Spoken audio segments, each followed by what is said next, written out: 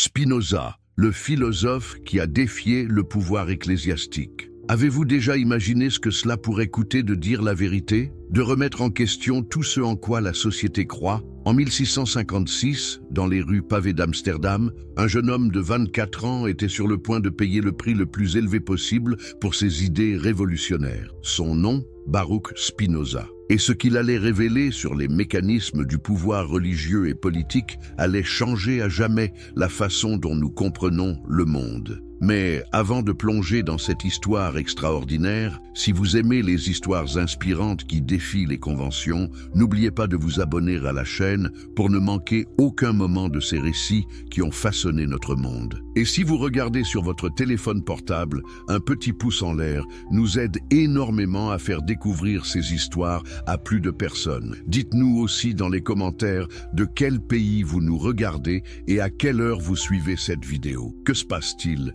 quand un esprit brillant décide de regarder au-delà des apparences? Quand quelqu'un ose poser les questions que personne n'ose formuler? L'histoire de Spinoza n'est pas seulement celle d'un philosophe, c'est l'histoire d'un homme qui a eu le courage de déchirer le voile des illusions qui maintenaient son époque dans l'obscurité. Le jeune hérétique, la rupture qui changea la philosophie Amsterdam, milieu du XVIIe siècle. Pouvez-vous imaginer une ville où les réfugiés de toute l'Europe viennent chercher la liberté? C'était Amsterdam à cette époque, un carrefour de culture, d'idées et de religion. Dans ce melting pot extraordinaire vivait une communauté juive portugaise prospère, composée principalement de descendants de Maranes qui avaient fui l'Inquisition espagnole et portugaise. Ces familles avaient vécu des générations entières en cachant leur foi, pratiquant le judaïsme en secret tout en affichant une face-façade chrétienne pour survivre. Imaginez le traumatisme générationnel.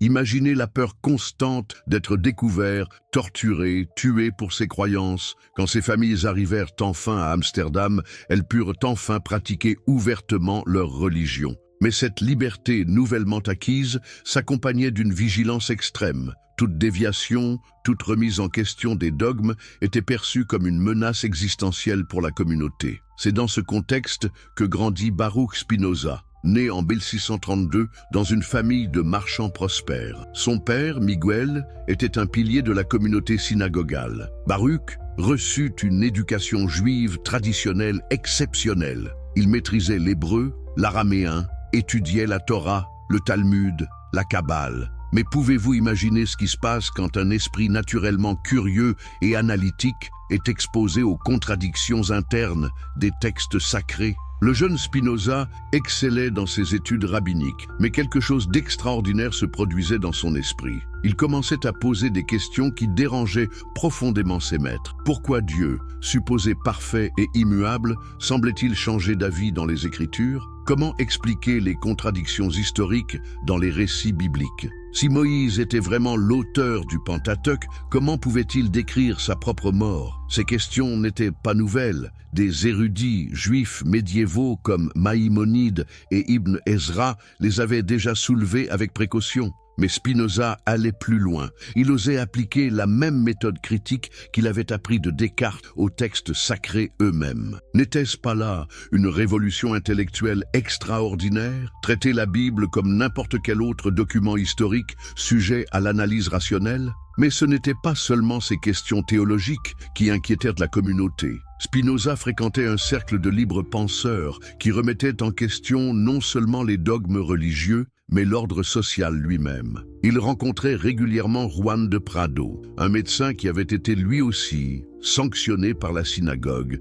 pour ses idées hétérodoxes. Ensemble, ils exploraient les implications radicales de la nouvelle philosophie cartésienne. Imaginez l'impact de cette méthode cartésienne sur un esprit comme celui de Spinoza. Descartes avait montré qu'on pouvait douter de tout, même de l'existence du monde physique, mais qu'une chose restait indubitable, l'existence de la pensée elle-même. Je pense, donc je suis. Mais si l'on peut douter de tout, pourquoi épargner les croyances religieuses? Pourquoi ne pas soumettre Dieu lui-même à l'examen rationnel? C'est exactement ce que fit Spinoza, et les conséquences furent dramatiques. En 1656, à l'âge de 24 ans, il fut convoqué devant les dirigeants de la synagogue portugaise d'Amsterdam. L'accusation, opinions abominave et atos monstruoso, opinions abominables et actes monstrueux. Mais quels étaient ces actes si terribles? En réalité, Spinoza n'avait commis qu'un seul crime, une pensée par lui-même. Le 27 juillet 1656, dans la synagogue Esnoga d'Amsterdam, retentit l'une des excommunications les plus sévères de l'histoire juive. Pouvez-vous imaginer la solennité terrifiante de ce moment? Les dirigeants communautaires, revêtus de leur châle de prière, prononçaient avec une gravité implacable les paroles du RM. Par le jugement des anges et le verdict des saints, nous excommunions, maudissons et anathématisons Baruch Spinoza, qu'il soit maudit le jour et maudit la nuit, maudit quand il se couche et maudit quand il se lève, maudit quand il sort et maudit quand il rentre. Que l'Éternel ne lui pardonne jamais. Que la colère et la fureur de l'Éternel s'embrasent contre cet homme et fassent retomber sur lui toutes les malédictions écrites dans le livre de la loi. Ces paroles résonnent encore aujourd'hui par leur violence symbolique. Mais réfléchissez-y, n'était-ce pas là l'aveu d'une faiblesse? Quand des institutions ne peuvent répondre aux questions par la raison, ne recourent-elles pas toujours à l'intimidation et à l'exclusion? La sentence était sans appel. Aucun membre de la communauté ne pouvait parler à Spinoza, faire affaire avec lui, lire ses écrits, ou même s'approcher de lui à moins de 4 coudées. Ses propres sœurs furent contraintes de le renier. Imaginez la douleur de cette rupture. Un jeune homme brillant, soudainement coupé de sa famille, de ses amis, de toute sa communauté, pour le seul crime d'avoir osé penser. Mais cette tragédie personnelle allait devenir une libération intellectuelle extraordinaire. Privé de ses attaches communautaires, Spinoza était maintenant libre de développer sa philosophie sans contrainte. Il adopta le prénom latin Benedictus et se lança dans l'écriture d'une œuvre qui allait révolutionner la pensée occidentale. L'anatomie du pouvoir religieux. Comment les institutions construisirent leur domination. Mais comment Spinoza en était-il venu à comprendre si profondément les mécanismes du pouvoir religieux? La réponse réside dans son génie particulier. Il observait les passions humaines avec la même précision scientifique qu'un mathématicien étudie les triangles. Et ce qu'il découvrit était à la fois fascinant et terrifiant. Avez-vous déjà remarqué que les religions prospèrent particulièrement dans les périodes d'incertitude et de peur? Spinoza fut le premier à analyser ce phénomène avec une précision chirurgicale. Dans son traité théologico-politique, publié anonymement en 1670, il révéla les ressorts psychologiques sur lesquels repose le pouvoir religieux. Selon Spinoza, les êtres humains sont naturellement gouvernés par 3 passions fondamentales lorsqu'ils ne sont pas éclairés par la raison, la peur, l'espoir et la superstition. Réfléchissez-y un instant, n'est-ce pas exactement ce que nous observons encore aujourd'hui? Face à l'inconnu, face à la mort, face aux catastrophes naturelles, l'homme non éclairé cherche des explications surnaturelles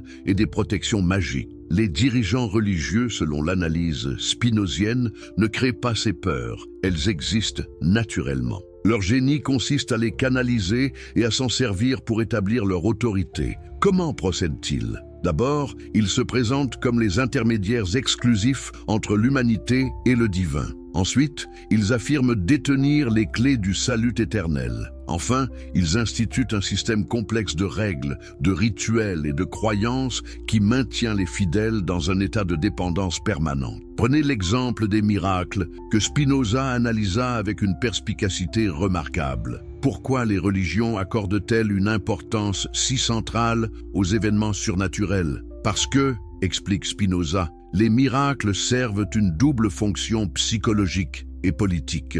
D'un côté, ils nourrissent l'espoir des fidèles, en leur promettant que les lois naturelles peuvent être suspendues en leur faveur. De l'autre, ils établissent l'autorité de ceux qui prétendent pouvoir les accomplir ou les interpréter. Mais voici l'insight révolutionnaire de Spinoza. Et si les miracles n'étaient que des phénomènes naturels que nous ne comprenons pas encore? Et si attribuer des événements au surnaturel n'était qu'un aveu d'ignorance déguisé en révélation divine? Cette idée était si radicale qu'elle sapait les fondements mêmes de l'autorité religieuse traditionnelle. Spinoza poussa son analyse encore plus loin en en examinant le rôle des prophéties. Avez-vous déjà remarqué que les prophéties religieuses sont toujours suffisamment vagues pour être interprétées de multiples façons? Ce n'est pas un accident, selon Spinoza. Cette ambiguïté délibérée permet aux dirigeants religieux de revendiquer leur accomplissement, quels que soient les événements qui se produisent. Mais l'observation la plus brillante de Spinoza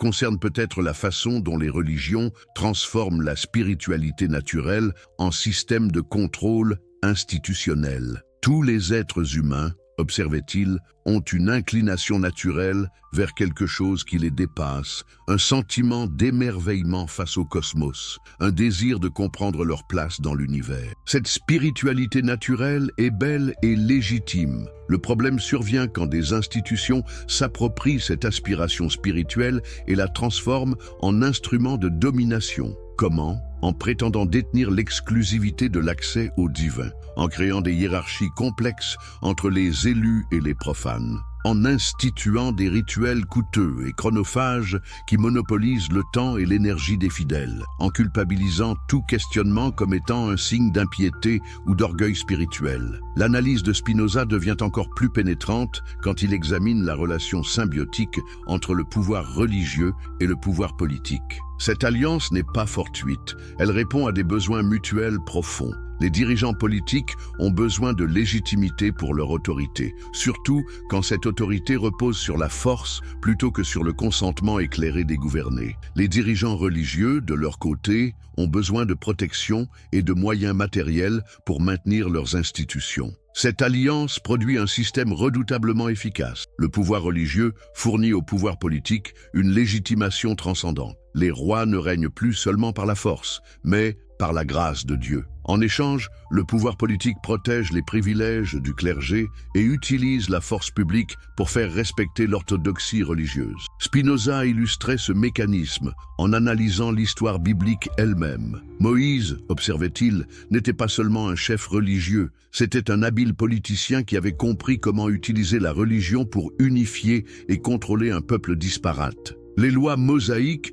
mélangent habilement prescriptions morales universelles et règlements politiques spécifiques, rendant toute contestation de l'ordre établi équivalente à une rébellion contre Dieu lui-même. Cette analyse était si explosive qu'elle révélait les mécanismes cachés de pouvoir qui gouvernaient encore l'Europe du XVIIe siècle. Les monarchies absolues de l'époque reposaient exactement sur ce modèle. Le roi était le lieutenant de Dieu sur terre, et contester son autorité revenait à défier la volonté divine elle-même. Mais Spinoza ne s'arrêtait pas à cette critique destructrice. Il proposait aussi une alternative constructive. Et si nous cessions de chercher la transcendance dans des institutions humaines pour la trouver dans la nature elle-même? Et si Dieu n'était pas un monarque cosmique externe au monde, mais la puissance immanente qui s'exprime dans toutes les lois naturelles? Cette vision panthéiste était révolutionnaire car elle démocratisait l'accès au divin.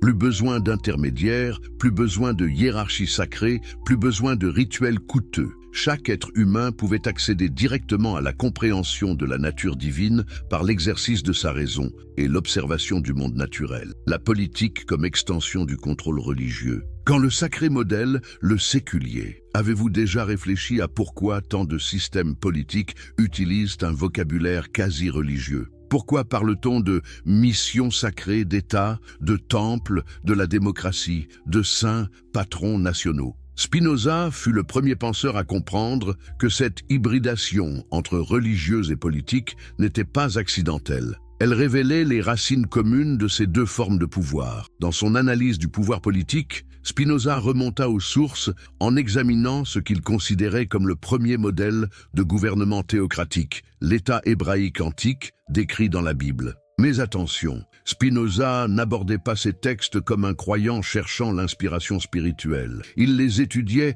comme un politologue moderne, analyserait la constitution d'un État étranger. Que découvrit-il dans ce laboratoire politique antique?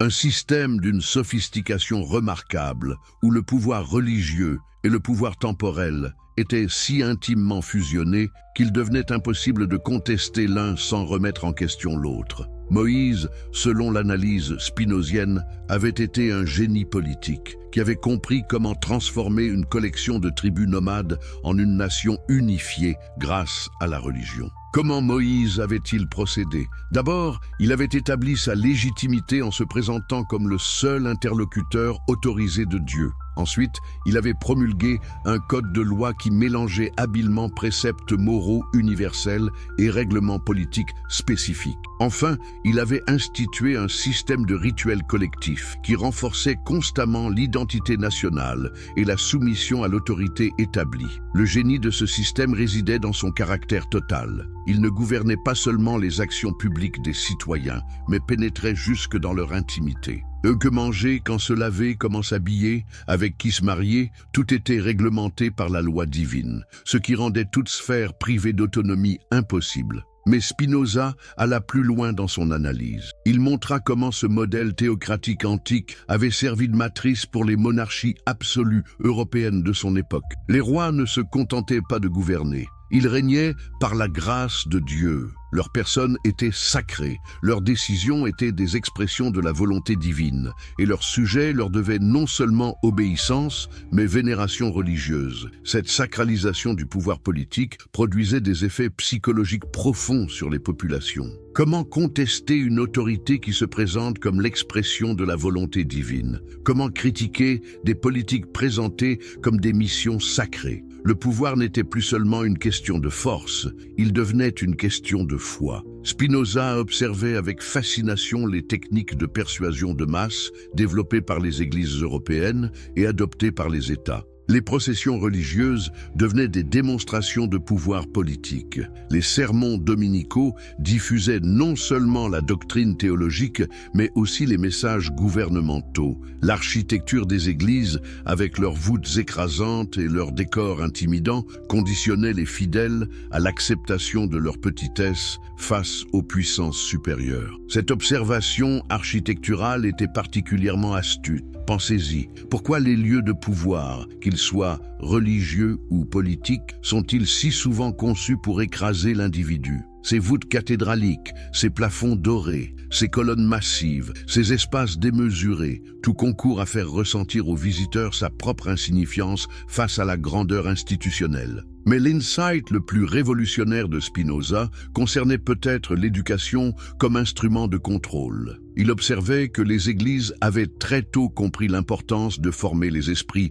dès le plus jeune âge. Contrôler l'éducation, c'était contrôler la façon dont les générations futures penseraient le monde, comprendraient leur place dans la société et concevaient les limites de ce qui était possible. Cette éducation contrôlée ne se contentait pas de transmettre des informations. Elle modelait les structures mentales elles-mêmes. Elle enseignait aux enfants à accepter l'autorité sans questionnement, à valoriser l'obéissance plus que la curiosité, à craindre l'innovation plus qu'à l'encourager. Elle créait ce que Spinoza appelait une servitude volontaire, un état où les individus participent activement à leur propre asservissement parce qu'ils ont intériorisé les valeurs de leurs oppresseurs. Mais face à ce constat apparemment désespérant, Spinoza proposait une alternative révolutionnaire. Et si l'éducation pouvait servir à libérer plutôt qu'à asservir? Et si, au lieu d'enseigner l'obéissance aveugle, nous enseignions la pensée critique? Et si, au lieu de cultiver la peur de l'inconnu, nous développions la joie de la découverte? Cette vision éducative était si radicale qu'elle ne serait vraiment mise en pratique qu'avec l'avènement des Lumières, plus d'un siècle après la mort de Spinoza. Mais les graines étaient plantées. L'idée qu'une société véritablement libre devait reposer sur des citoyens éduqués, capables de penser par eux-mêmes et de participer activement aux décisions qui les concernent. Spinoza développait aussi une théorie sophistiquée de ce qu'il appelait le droit naturel, par opposition au droit divin. Selon lui, tout être vivant possède un droit naturel à persévérer dans son existence et à s'épanouir selon sa nature. Ce droit ne dérive d'aucune autorité externe. Il émane de la nature même de l'être. Cette conception était révolutionnaire, car elle fondait les droits humains sur la nature humaine elle-même, plutôt que sur une révélation divine ou une tradition ancestrale. Elle impliquait que tous les êtres humains, indépendamment de leur statut social, de leur religion ou de leur origine, possédaient des droits égaux et inaliénables. Mais Spinoza ne versait pas dans l'utopie. Il comprenait parfaitement que le passage de l'état de nature à l'état civil nécessitait des compromis. Les individus devaient accepter de limiter certains de leurs droits naturels pour bénéficier de la protection et des avantages de la vie sociale. Mais, et c'était là l'innovation cruciale, ce contrat social devait reposer sur le consentement éclairé des gouvernés, pas sur la soumission aveugle à une autorité prétendument sacrée. Cette théorie contractualiste de Spinoza préfigurait les développements politiques les plus progressistes des siècles suivants. Elle contenait en germe l'idée démocratique que le pouvoir politique légitime ne peut dériver que du consentement du peuple et que ce consentement doit être continuellement renouvelé par des citoyens libres et informés. Le legado révolutionnaire. Comment Spinoza planta les graines de la modernité,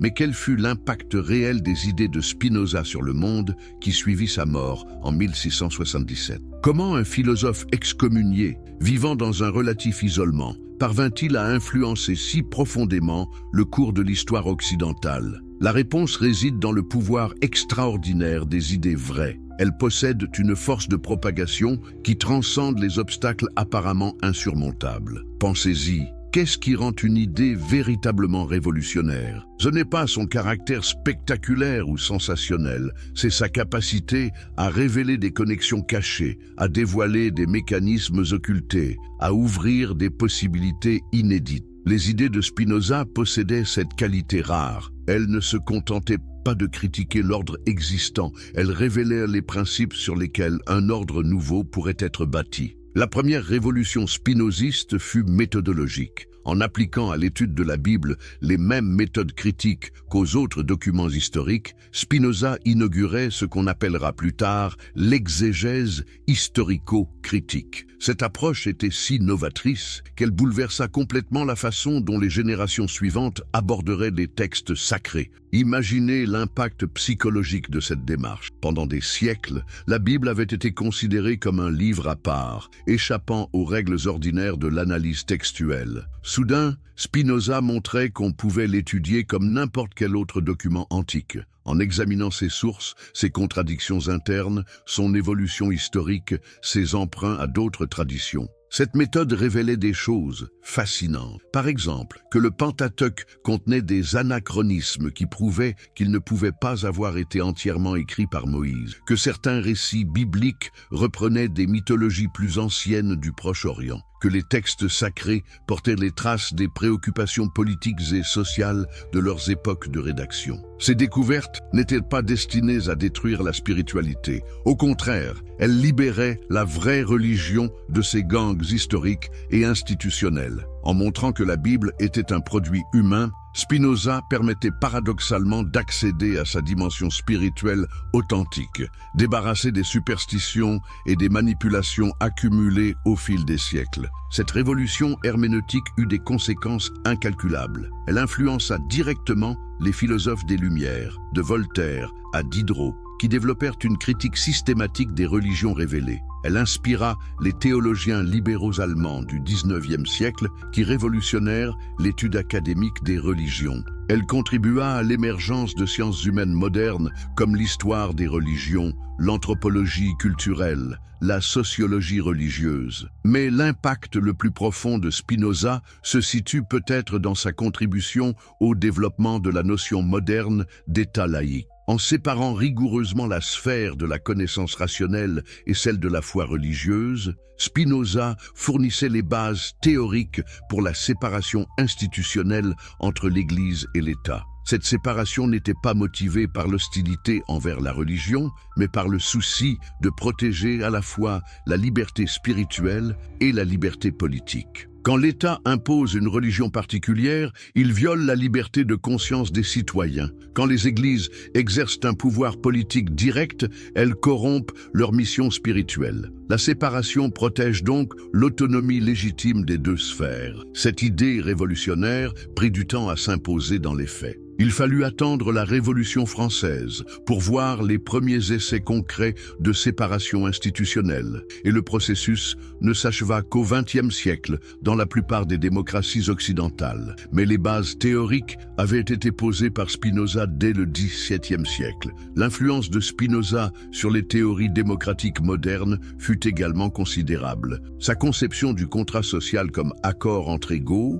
sa défense de la liberté d'expression, sa critique des gouvernements autoritaires, sa vision de citoyens éclairés participant activement aux décisions collectives, tout cela nourrira les réflexions des théoriciens politiques des siècles suivants. John Locke, Montesquieu, Rousseau, Jefferson, Madison, tous ces architectes de la modernité politique puiseront directement ou indirectement dans les intuitions spinoziennes. L'idée que le pouvoir politique doit servir l'épanouissement des gouvernés plutôt que la gloire des gouvernants, que la légitimité ne peut venir que du consentement éclairé, que les institutions doivent être conçues pour limiter les abus de pouvoir, toutes ces idées trouvent leurs racines dans l'œuvre de Spinoza. Mais peut-être l'héritage le plus précieux de Spinoza réside-t-il dans sa conception de la liberté humaine. Pour lui, être libre ne signifiait pas pouvoir faire n'importe quoi sans contrainte. Cette conception anarchique de la liberté mène en réalité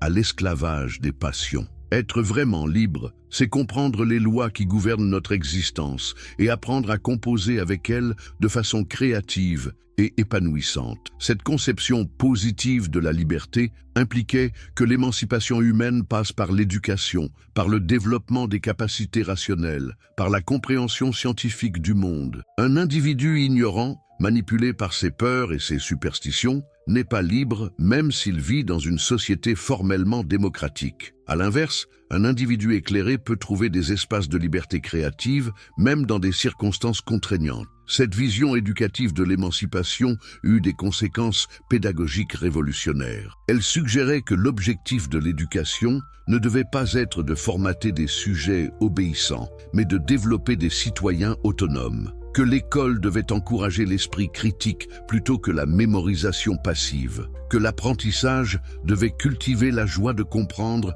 plutôt que la peur de se tromper. Ces idées pédagogiques ne furent pleinement développées qu'au XXe siècle par des innovateurs comme John Dewey, Maria Montessori ou Paulo Freire. Mais là encore, les intuitions fondamentales remontaient à Spinoza. L'idée que l'éducation authentique est un processus de libération, que chaque être humain possède un potentiel créatif unique, que la fonction de l'enseignement est d'accompagner l'épanouissement de ce potentiel plutôt que de l'étouffer. L'héritage spinoziste continue de nourrir notre époque. Dans nos débats contemporains sur la laïcité, sur l'éducation, sur la démocratie, sur les droits humains, nous retrouvons constamment des échos de ces intuitions fondamentales. Sa critique des mécanismes de manipulation, sa défense de la liberté de penser, sa vision d'une société fondée sur la raison et la tolérance résonnent avec une actualité saisissante. Car au fond, les questions que posait Spinoza au XVIIe siècle restent les nôtres aujourd'hui. Comment distinguer la spiritualité authentique des instrumentalisations du sacré ? Comment construire des institutions politiques qui servent vraiment l'intérêt général? Comment éduquer des citoyens capables de penser par eux-mêmes? Comment concilier l'ordre social nécessaire et la liberté individuelle légitime? Ces questions n'ont pas de réponse définitive. Chaque époque doit les reprendre à nouveau frais. Mais l'exemple de Spinoza nous montre qu'il est possible de les aborder avec courage, rigueur et espérance. Qu'un individu Spinoza, le philosophe qui a défié le pouvoir ecclésiastique. Introduction. Avez-vous déjà imaginé ce que cela pourrait coûter de dire la vérité, de remettre en question tout ce en quoi la société croit? En 1656, dans les rues pavées d'Amsterdam, un jeune homme de 24 ans était sur le point de payer le prix le plus élevé possible pour ses idées révolutionnaires. Son nom, Baruch Spinoza. Et ce qu'il allait révéler sur les mécanismes du pouvoir religieux et politique allait changer à jamais la façon dont nous comprenons le monde. Mais avant de plonger dans cette histoire extraordinaire, si vous aimez les histoires inspirantes qui défient les conventions, n'oubliez pas de vous abonner à la chaîne pour ne manquer aucun moment de ces récits qui ont façonné notre monde. Et si vous regardez sur votre téléphone portable, un petit pouce en l'air nous aide énormément à faire découvrir ces histoires à plus de personnes. Dites-nous aussi dans les commentaires de quel pays vous nous regardez et à quelle heure vous suivez cette vidéo. Que se passe-t-il quand un esprit brillant décide de regarder au-delà des apparences? Quand quelqu'un ose poser les questions que personne n'ose formuler? L'histoire de Spinoza n'est pas seulement celle d'un philosophe, c'est l'histoire d'un homme qui a eu le courage de déchirer le voile des illusions qui maintenaient son époque dans l'obscurité. Le jeune hérétique, la rupture qui changea la philosophie Amsterdam, milieu du XVIIe siècle. Pouvez-vous imaginer une ville où les réfugiés de toute l'Europe viennent chercher la liberté? C'était Amsterdam à cette époque, un carrefour de culture, d'idées et de religions. Dans ce melting pot extraordinaire vivait une communauté juive portugaise prospère, composée principalement de descendants de Maranes qui avaient fui l'Inquisition espagnole et portugaise. Ces familles avaient vécu des générations entières en cachant leur foi, pratiquant le judaïsme en secret tout en affichant une face-façade chrétienne pour survivre. Imaginez le traumatisme générationnel. Imaginez la peur constante d'être découvert, torturé, tué pour ses croyances. Quand ces familles arrivèrent enfin à Amsterdam, elles purent enfin pratiquer ouvertement leur religion. Mais cette liberté nouvellement acquise s'accompagnait d'une vigilance extrême. Toute déviation, toute remise en question des dogmes était perçue comme une menace existentielle pour la communauté. C'est dans ce contexte que grandit Baruch Spinoza, né en 1632 dans une famille de marchands prospères. Son père, Miguel, était un pilier de la communauté synagogale. Baruch reçut une éducation juive traditionnelle exceptionnelle. Il maîtrisait l'hébreu, l'araméen, étudiait la Torah, le Talmud, la Kabbale. Mais pouvez-vous imaginer ce qui se passe quand un esprit naturellement curieux et analytique est exposé aux contradictions internes des textes sacrés? Le jeune Spinoza excellait dans ses études rabbiniques, mais quelque chose d'extraordinaire se produisait dans son esprit. Il commençait à poser des questions qui dérangeaient profondément ses maîtres. Pourquoi Dieu, supposé parfait et immuable, semblait-il changer d'avis dans les Écritures? Comment expliquer les contradictions historiques dans les récits bibliques? Si Moïse était vraiment l'auteur du Pentateuque, comment pouvait-il décrire sa propre mort? Ces questions n'étaient pas nouvelles. Des érudits juifs médiévaux comme Maïmonide et Ibn Ezra les avaient déjà soulevées avec précaution. Mais Spinoza allait plus loin. Il osait appliquer la même méthode critique qu'il avait appris de Descartes aux textes sacrés eux-mêmes. N'était-ce pas là une révolution intellectuelle extraordinaire? Traiter la Bible comme n'importe quel autre document historique, sujet à l'analyse rationnelle? Mais ce n'était pas seulement ces questions théologiques qui inquiétèrent la communauté. Spinoza fréquentait un cercle de libres penseurs qui remettaient en question non seulement les dogmes religieux, mais l'ordre social lui-même. Il rencontrait régulièrement Juan de Prado, un médecin qui avait été lui aussi sanctionné par la synagogue pour ses idées hétérodoxes. Ensemble, ils exploraient les implications radicales de la nouvelle philosophie cartésienne. Imaginez l'impact de cette méthode cartésienne sur un esprit comme celui de Spinoza. Descartes avait montré qu'on pouvait douter de tout, même de l'existence du monde physique, mais qu'une chose restait indubitable, l'existence de la pensée elle-même. Je pense, donc je suis. Mais si l'on peut douter de tout, pourquoi épargner les croyances religieuses? Pourquoi ne pas soumettre Dieu lui-même à l'examen rationnel? C'est exactement ce que fit Spinoza, et les conséquences furent dramatiques. En 1656, à l'âge de 24 ans, il fut convoqué devant les dirigeants de la synagogue portugaise d'Amsterdam. L'accusation: opinions abominave et atos monstruoso. Opinions abominables et actes monstrueux. Mais quels étaient ces actes si terribles? En réalité, Spinoza n'avait commis qu'un seul crime, une pensée par lui-même. Le 27 juillet 1656, dans la synagogue Esnoga d'Amsterdam, retentit l'une des excommunications les plus sévères de l'histoire juive. Pouvez-vous imaginer la solennité terrifiante de ce moment? Les dirigeants communautaires, revêtus de leur châle de prière, prononçaient avec une gravité implacable les paroles du RM. Par le jugement des anges et le verdict des saints, nous excommunions, maudissons et anathématisons Baruch Spinoza, qu'il soit maudit le jour et maudit la nuit, maudit quand il se couche et maudit quand il se lève, maudit quand il sort et maudit quand il rentre. Que l'Éternel ne lui pardonne jamais. Que la colère et la fureur de l'Éternel s'embrasent contre cet homme et fassent retomber sur lui toutes les malédictions écrites dans le livre de la loi. Ces paroles résonnent encore aujourd'hui par leur violence symbolique. Mais réfléchissez-y, n'était-ce pas là l'aveu d'une faiblesse? Quand des institutions ne peuvent répondre aux questions par la raison, ne recourent-elles pas toujours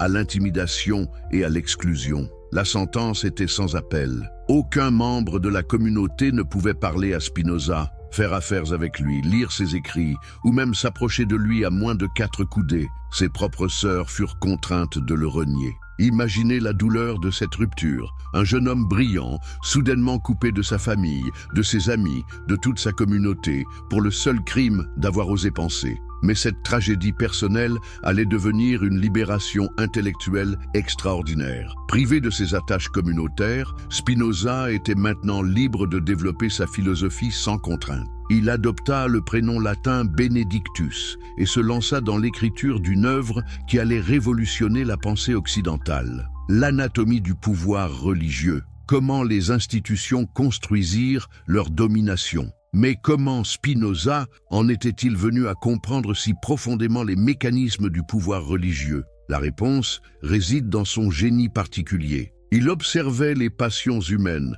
avec la même précision scientifique qu'un mathématicien étudie les triangles. Et ce qu'il découvrit était à la fois fascinant et terrifiant. Avez-vous déjà remarqué que les religions prospèrent particulièrement dans les périodes d'incertitude et de peur? Spinoza fut le premier à analyser ce phénomène avec une précision chirurgicale. Dans son traité théologico-politique, publié anonymement en 1670, il révéla les ressorts psychologiques sur lesquels repose le pouvoir religieux. Selon Spinoza, les êtres humains sont naturellement gouvernés par 3 passions fondamentales lorsqu'ils ne sont pas éclairés par la raison, la peur, l'espoir et la superstition. Réfléchissez-y un instant, n'est-ce pas exactement ce que nous observons encore aujourd'hui? Face à l'inconnu, face à la mort, face aux catastrophes naturelles, l'homme non éclairé cherche des explications surnaturelles et des protections magiques. Les dirigeants religieux, selon l'analyse spinozienne, ne créent pas ces peurs, elles existent naturellement. Leur génie consiste à les canaliser et à s'en servir pour établir leur autorité. Comment procèdent-ils? D'abord, ils se présentent comme les intermédiaires exclusifs entre l'humanité et le divin. Ensuite, ils affirment détenir les clés du salut éternel. Enfin, ils instituent un système complexe de règles, de rituels et de croyances qui maintient les fidèles dans un état de dépendance permanente. Prenez l'exemple des miracles que Spinoza analysa avec une perspicacité remarquable. Pourquoi les religions accordent-elles une importance si centrale aux événements surnaturels? Parce que, explique Spinoza, les miracles servent une double fonction psychologique et politique. D'un côté, ils nourrissent l'espoir des fidèles, en leur promettant que les lois naturelles peuvent être suspendues en leur faveur. De l'autre, ils établissent l'autorité de ceux qui prétendent pouvoir les accomplir ou les interpréter. Mais voici l'insight révolutionnaire de Spinoza. Et si les miracles n'étaient que des phénomènes naturels que nous ne comprenons pas encore? Et si attribuer des événements au surnaturel n'était qu'un aveu d'ignorance déguisé en révélation divine? Cette idée était si radicale qu'elle sapait les fondements même de l'autorité religieuse traditionnelle. Spinoza poussa son analyse encore plus loin en examinant le rôle des prophéties. Avez-vous déjà remarqué que les prophéties religieuses sont toujours suffisamment vagues pour être interprétées de multiples façons? Ce n'est pas un accident, selon Spinoza. Cette ambiguïté délibérée permet aux dirigeants religieux de revendiquer leur accomplissement, quels que soient les événements qui se produisent. Mais l'observation la plus brillante de Spinoza concerne peut-être la façon dont les religions transforment la spiritualité naturelle en système de contrôle institutionnel. Tous les êtres humains, observait-il, ont une inclination naturelle vers quelque chose qui les dépasse, un sentiment d'émerveillement face au cosmos, un désir de comprendre leur place dans l'univers. Cette spiritualité naturelle est belle et légitime. Le problème survient quand des institutions s'approprient cette aspiration spirituelle et la transforment en instrument de domination. Comment ? En prétendant détenir l'exclusivité de l'accès au divin, en créant des hiérarchies complexes entre les élus et les profanes, en instituant des rituels coûteux et chronophages qui monopolisent le temps et l'énergie des fidèles, en culpabilisant tout questionnement comme étant un signe d'impiété ou d'orgueil spirituel.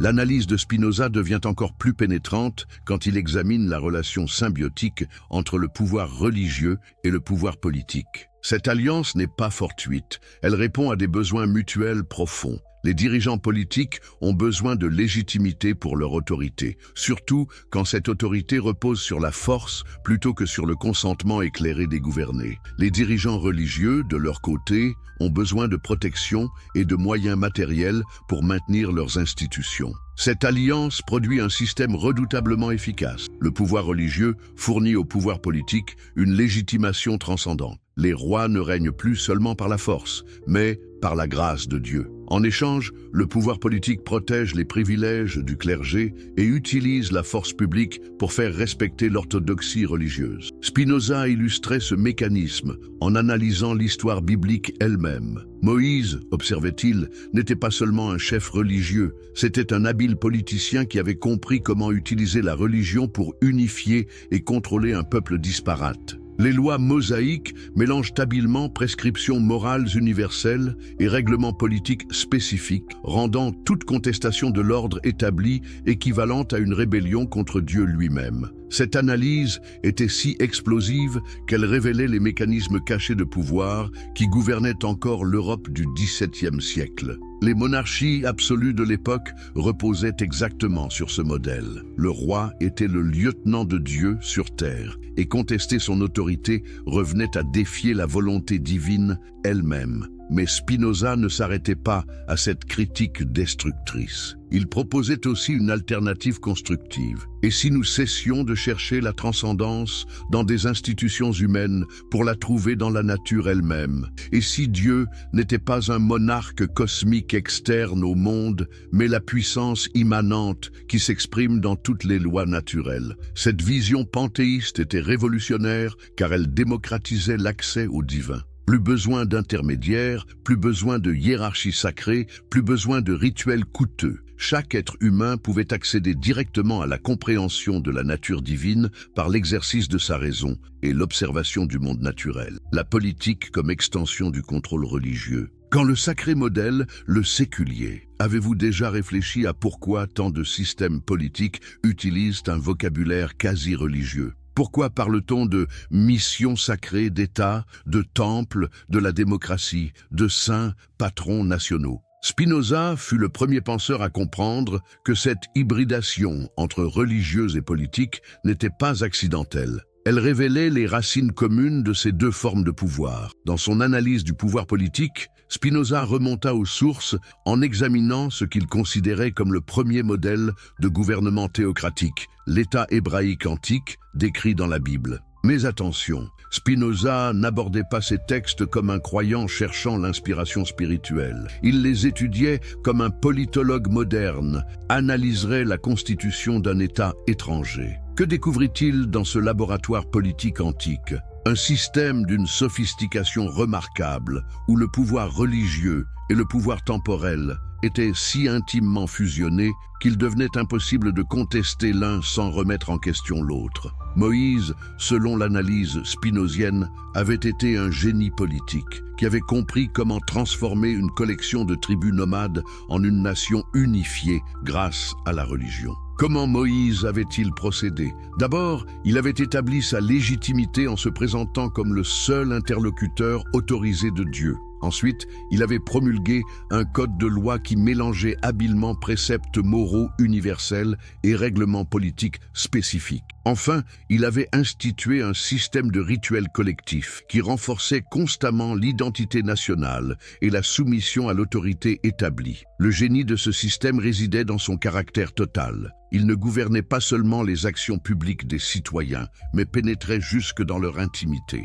Eux que manger, quand se laver, comment s'habiller, avec qui se marier, tout était réglementé par la loi divine, ce qui rendait toute sphère privée d'autonomie impossible. Mais Spinoza alla plus loin dans son analyse. Il montra comment ce modèle théocratique antique avait servi de matrice pour les monarchies absolues européennes de son époque. Les rois ne se contentaient pas de gouverner. Ils régnaient par la grâce de Dieu. Leurs personnes étaient sacrées, leurs décisions étaient des expressions de la volonté divine, et leurs sujets leur devaient non seulement obéissance, mais vénération religieuse. Cette sacralisation du pouvoir politique produisait des effets psychologiques profonds sur les populations. Comment contester une autorité qui se présente comme l'expression de la volonté divine? Comment critiquer des politiques présentées comme des missions sacrées? Le pouvoir n'était plus seulement une question de force, il devenait une question de foi. Spinoza observait avec fascination les techniques de persuasion de masse développées par les églises européennes et adoptées par les États. Les processions religieuses devenaient des démonstrations de pouvoir politique. Les sermons dominicaux diffusaient non seulement la doctrine théologique, mais aussi les messages gouvernementaux. L'architecture des églises, avec leurs voûtes écrasantes et leurs décors intimidants, conditionnait les fidèles à l'acceptation de leur petitesse face aux puissances supérieures. Cette observation architecturale était particulièrement astute. Pensez-y, pourquoi les lieux de pouvoir, qu'ils soient religieux ou politiques, sont-ils si souvent conçus pour écraser l'individu? Ces voûtes cathédraliques, ces plafonds dorés, ces colonnes massives, ces espaces démesurés, tout concourt à faire ressentir aux visiteurs sa propre insignifiance face à la grandeur institutionnelle. Mais l'insight le plus révolutionnaire de Spinoza concernait peut-être l'éducation comme instrument de contrôle. Il observait que les églises avaient très tôt compris l'importance de former les esprits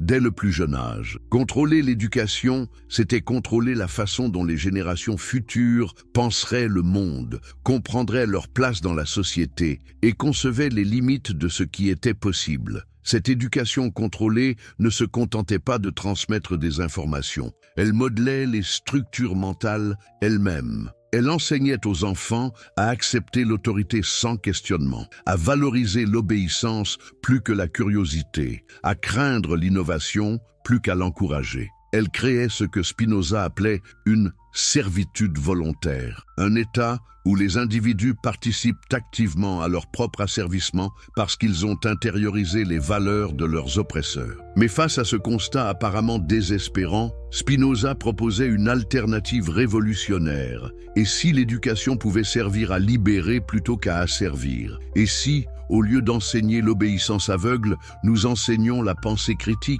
Et si, au lieu de cultiver la peur de l'inconnu, nous développions la joie de la découverte? Cette vision éducative était si radicale qu'elle ne serait vraiment mise en pratique qu'avec l'avènement des Lumières, plus d'un siècle après la mort de Spinoza. Mais les graines étaient plantées. L'idée qu'une société véritablement libre devait reposer sur des citoyens éduqués, capables de penser par eux-mêmes et de participer activement aux décisions qui les concernent. Spinoza développait aussi une théorie sophistiquée de ce qu'il appelait le droit naturel, par opposition au droit divin. Selon lui, tout être vivant possède un droit naturel à persévérer dans son existence et à s'épanouir selon sa nature. Ce droit ne dérive d'aucune autorité externe. Il émane de la nature même de l'être. Cette conception était révolutionnaire, car elle fondait les droits humains sur la nature humaine elle-même, plutôt que sur une révélation divine ou une tradition ancestrale. Elle impliquait que tous les êtres humains, indépendamment de leur statut social, de leur religion ou de leur origine, possédaient des droits égaux et inaliénables. Mais Spinoza ne versait pas dans l'utopie. Il comprenait parfaitement que le passage de l'état de nature à l'état civil nécessitait des compromis. Les individus devaient accepter de limiter certains de leurs droits naturels pour bénéficier de la protection et des avantages de la vie sociale. Mais, et c'était là l'innovation cruciale, ce contrat social devait reposer sur le consentement éclairé des gouvernés, pas sur la soumission aveugle à une autorité prétendument sacrée. Cette théorie contractualiste de Spinoza préfigurait les développements politiques les plus progressistes des siècles suivants. Elle contenait en germe l'idée démocratique que le pouvoir politique légitime ne peut dériver que du consentement du peuple et que ce consentement doit être continuellement renouvelé par des citoyens libres et informés. Le legado révolutionnaire. Comment Spinoza planta les graines de la modernité, mais quel fut l'impact réel des idées de Spinoza sur le monde qui suivit sa mort en 1677? Comment un philosophe excommunié, vivant dans un relatif isolement, parvint-il à influencer si profondément le cours de l'histoire occidentale? La réponse réside dans le pouvoir extraordinaire des idées vraies. Elles possèdent une force de propagation qui transcende les obstacles apparemment insurmontables. Pensez-y. Qu'est-ce qui rend une idée véritablement révolutionnaire? Ce n'est pas son caractère spectaculaire ou sensationnel, c'est sa capacité à révéler des connexions cachées, à dévoiler des mécanismes occultés, à ouvrir des possibilités inédites. Les idées de Spinoza possédaient cette qualité rare. Elles ne se contentaient pas de critiquer l'ordre existant, elles révélaient les principes sur lesquels un ordre nouveau pourrait être bâti. La première révolution spinoziste fut méthodologique. En appliquant à l'étude de la Bible les mêmes méthodes critiques qu'aux autres documents historiques, Spinoza inaugurait ce qu'on appellera plus tard l'exégèse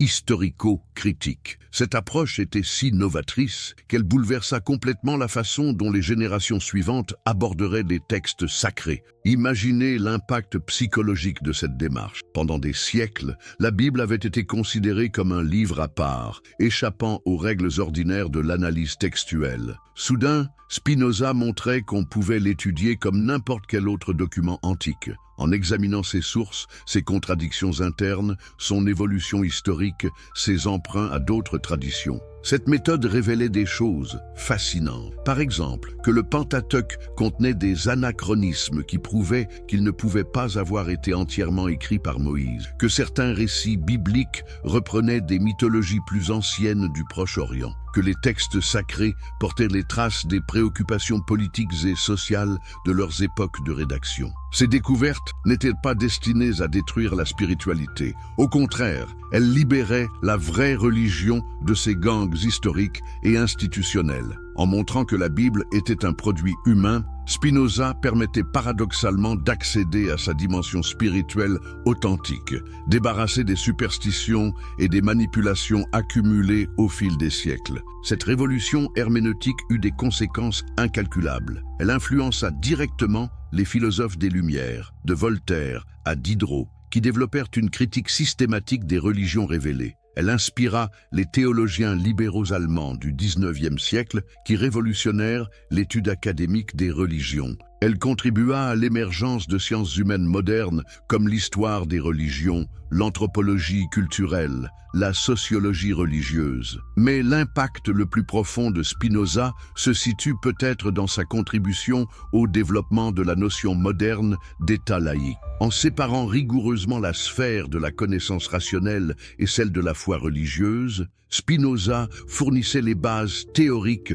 pour la séparation institutionnelle entre l'Église et l'État. Cette séparation n'était pas motivée par l'hostilité envers la religion, mais par le souci de protéger à la fois la liberté spirituelle et la liberté politique. Quand l'État impose une religion particulière, il viole la liberté de conscience des citoyens. Quand les églises exercent un pouvoir politique direct, elles corrompent leur mission spirituelle. La séparation protège donc l'autonomie légitime des deux sphères. Cette idée révolutionnaire prit du temps à s'imposer dans les faits. Il fallut attendre la Révolution française pour voir les premiers essais concrets de séparation institutionnelle, et le processus ne s'acheva qu'au XXe siècle dans la plupart des démocraties occidentales. Mais les bases théoriques avaient été posées par Spinoza dès le XVIIe siècle. L'influence de Spinoza sur les théories démocratiques modernes fut également considérable. Sa conception du contrat social comme accord entre égaux, sa défense de la liberté d'expression, sa critique des gouvernements autoritaires, sa vision de citoyens éclairés participant activement aux décisions collectives, tout cela nourrira les réflexions des théoriciens politiques des siècles suivants. John Locke, Montesquieu, Rousseau, Jefferson, Madison, tous ces architectes de la modernité politique puiseront directement ou indirectement dans les intuitions spinoziennes. L'idée que le pouvoir politique doit servir l'épanouissement des gouvernés plutôt que la gloire des gouvernants, que la légitimité ne peut venir que du consentement éclairé, que les institutions doivent être conçues pour limiter les abus de pouvoir, toutes ces idées trouvent leurs racines dans l'œuvre de Spinoza. Mais peut-être l'héritage le plus précieux de Spinoza réside-t-il dans sa conception de la liberté humaine. Pour lui, être libre ne signifiait pas pouvoir faire n'importe quoi sans contrainte. Cette conception anarchique de la liberté mène en réalité à l'esclavage des passions. Être vraiment libre, c'est comprendre les lois qui gouvernent notre existence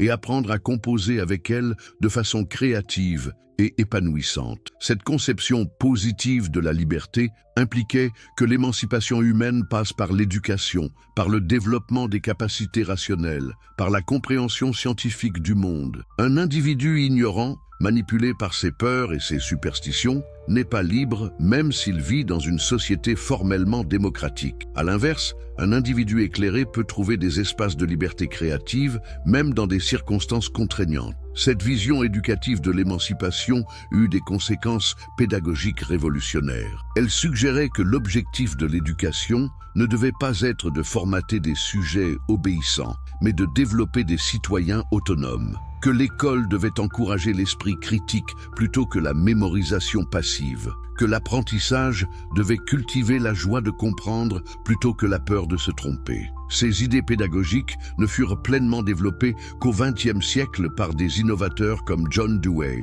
Maria Montessori ou Paulo Freire. Mais là encore, les intuitions fondamentales remontaient à Spinoza. L'idée que l'éducation authentique est un processus de libération, que chaque être humain possède un potentiel créatif unique, que la fonction de l'enseignement est d'accompagner l'épanouissement de ce potentiel plutôt que de l'étouffer. L'héritage spinoziste continue de nourrir notre époque. Dans nos débats contemporains sur la laïcité, sur l'éducation, sur la démocratie, sur les droits humains, nous retrouvons constamment des échos de ces intuitions fondamentales. Sa critique des mécanismes de manipulation, sa défense de la liberté de penser, sa vision d'une société fondée sur la raison et la tolérance résonnent avec une actualité saisissante. Car au fond, les questions que posait Spinoza au XVIIe siècle restent les nôtres aujourd'hui. Comment distinguer la spiritualité authentique des instrumentalisations du sacré? Comment construire des institutions politiques qui servent vraiment l'intérêt général? Comment éduquer des citoyens capables de penser par eux-mêmes? Comment concilier l'ordre social nécessaire et la liberté individuelle légitime? Ces questions n'ont pas de réponse définitive. Chaque époque doit les reprendre à nouveau frais. Mais l'exemple de Spinoza nous montre qu'il est possible de les aborder avec courage, rigueur et espérance. Qu'un individu seul, armé de sa seule raison, peut ébranler des systèmes de domination qui semblaient éternels. La modernité n'aurait pas été la même sans Spinoza. Ses idées ont irrigué secrètement tous les grands mouvements d'émancipation des siècles suivants. Quand les révolutionnaires français proclamaient la Déclaration des droits de l'homme et du citoyen, ils appliquaient inconsciemment les principes spinozistes. Quand les constituants américains inscrivaient la séparation des églises et de l'État dans leur constitution, ils réalisaient le rêve spinoziste d'une société fondée sur la raison plutôt que sur la superstition. Mais l'héritage de Spinoza ne se limite pas aux transformations institutionnelles. Il a aussi transformé notre rapport intime au monde et à nous-mêmes. En montrant que nous faisons partie intégrante de la nature plutôt que d'être séparés d'elle, il a révolutionné notre compréhension de la condition humaine. En défendant l'idée que la joie naît de la compréhension plutôt que de l'ignorance, il a ouvert la voie à une spiritualité nouvelle, compatible avec la science moderne. Cette spiritualité spinoziste continue d'inspirer nos contemporains. Quand Einstein déclarait croire au Dieu de Spinoza, il exprimait cet émerveillement devant l'ordre mathématique de l'univers qui caractérisait déjà le philosophe d'Amsterdam. Quand les écologistes modernes nous rappellent notre interdépendance avec tous les êtres vivants, ils redécouvrent à leur façon la vision panthéiste de Spinoza. Avez-vous déjà ressenti cette expérience extraordinaire de comprendre soudain une vérité profonde qui transforme votre vision du monde? C'est exactement ce que Spinoza offrait à ses lecteurs et continue d'offrir aujourd'hui. Ces livres ne sont pas de simples objets d'étude historique, ce sont des instruments de transformation personnelle. Car au final, la révolution spinoziste n'était pas seulement intellectuelle, elle était existentielle. Elle proposait une manière nouvelle de vivre, de penser, de se rapporter aux autres et au cosmos. Une manière fondée sur la raison plutôt que sur la peur, sur la joie plutôt que sur la culpabilité, sur la liberté plutôt que sur la soumission. Cette transformation n'était pas facile. Elle exigeait du courage, de la persévérance, une remise en question constante de ses propres certitudes. Spinoza l'avait payé de sa solitude et de son exclusion sociale, mais elle ouvrait des horizons insoupçonnés d'épanouissement humain. Réfléchissez-y. Dans un monde encore largement dominé par la superstition, la peur et l'autorité arbitraire, Spinoza avait entrevu la possibilité d'une humanité éclairée, libre et joyeuse. Cette vision peut nous sembler utopique, mais elle était assez puissante pour transformer progressivement la face du monde occidental. Et peut-être est-ce là le message le plus actuel de Spinoza. Que les idées vraies possèdent une force transformatrice qui dépasse infiniment le pouvoir des institutions les plus puissantes. Qu'un individu qui ose penser par lui-même peut changer le cours de l'histoire. Que la vérité finit toujours par triompher, même si elle doit parfois attendre des siècles avant d'être comprise et acceptée. Le Gugur, conclusion. L'héritage éternel d'une révolution silencieuse. Alors, que nous enseigne finalement l'histoire extraordinaire de Baruch Spinoza? Que nous révèle son destin sur la nature du pouvoir, de la vérité et de la liberté humaine? D'abord, que les révolutions les plus profondes ne se font pas toujours dans le fracas des armes et le tumulte des foules. Parfois, elles naissent dans le silence d'un cabinet de travail, sous la plume d'un penseur solitaire qui ose regarder le monde avec des yeux neufs. Spinoza n'a jamais pris les armes, n'a jamais dirigé de mouvement politique, n'a jamais cherché la gloire ou le pouvoir. Et pourtant, ses idées ont transformé la civilisation occidentale plus profondément que bien des conquérants. Ensuite, que la vérité possède une puissance intrinsèque qui finit toujours par s'imposer, même contre les résistances les plus acharnées. Les idées de Spinoza furent interdites, ses livres brûlés, son nom maudit. Mais ces idées continuèrent de circuler clandestinement, de nourrir d'autres penseurs, d'inspirer d'autres révolutions. Car une idée vraie est comme une graine. Elle peut rester dormante longtemps, mais elle finit toujours par germer quand les conditions sont favorables. Enfin, que chacun de nous possède le pouvoir extraordinaire de contribuer à cette transformation permanente du monde par la qualité de sa pensée et de ses choix. Spinoza n'était pas un génie surhumain, c'était un homme ordinaire qui avait décidé de penser par lui-même et d'assumer les conséquences de cette décision. Cette possibilité reste ouverte à chacun d'entre nous. Dans notre époque troublée, où les manipulations anciennes prennent des formes nouvelles, où les peurs ancestrales trouvent de nouveaux canaux d'expression, où les tentations autoritaires ressurgissent sous des masques modernisés, l'exemple de Spinoza reste plus pertinent que jamais. Il nous rappelle que la liberté véritable ne s'obtient pas par des slogans ou des proclamations, mais par un travail patient d'éducation, de réflexion, de développement des capacités critiques. Il nous rappelle aussi que la spiritualité authentique n'a pas besoin d'institutions oppressives pour s'épanouir, qu'elle peut au contraire trouver sa source dans l'émerveillement devant la beauté et l'ordre du monde naturel, dans la joie de comprendre, dans l'amour de la vérité. Peut-être est-ce là le message le plus précieux que nous lègue Spinoza, que chaque être humain peut accéder à cette forme supérieure de bonheur qui naît de la connaissance et de la liberté. que cette possibilité ne dépend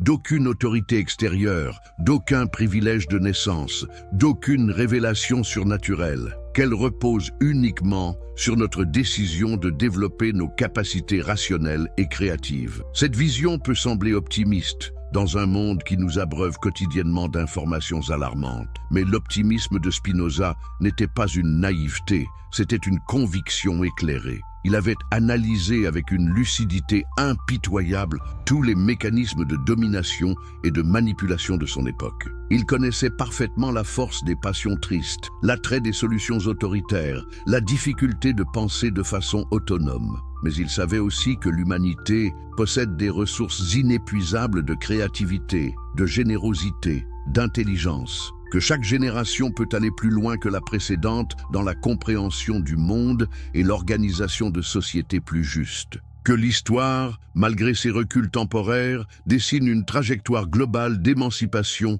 et d'épanouissement. Cette foi en l'humanité n'était pas sentimentale, elle était rationnelle. Elle se fondait sur l'observation que les sociétés les plus prospères et les plus créatives sont celles qui libèrent le mieux les potentialités de leurs membres. Que l'innovation naît de la liberté de penser, que la richesse authentique vient de l'éducation, que la paix durable repose sur la justice plutôt que sur la force. Ces leçons restent d'une actualité brûlante.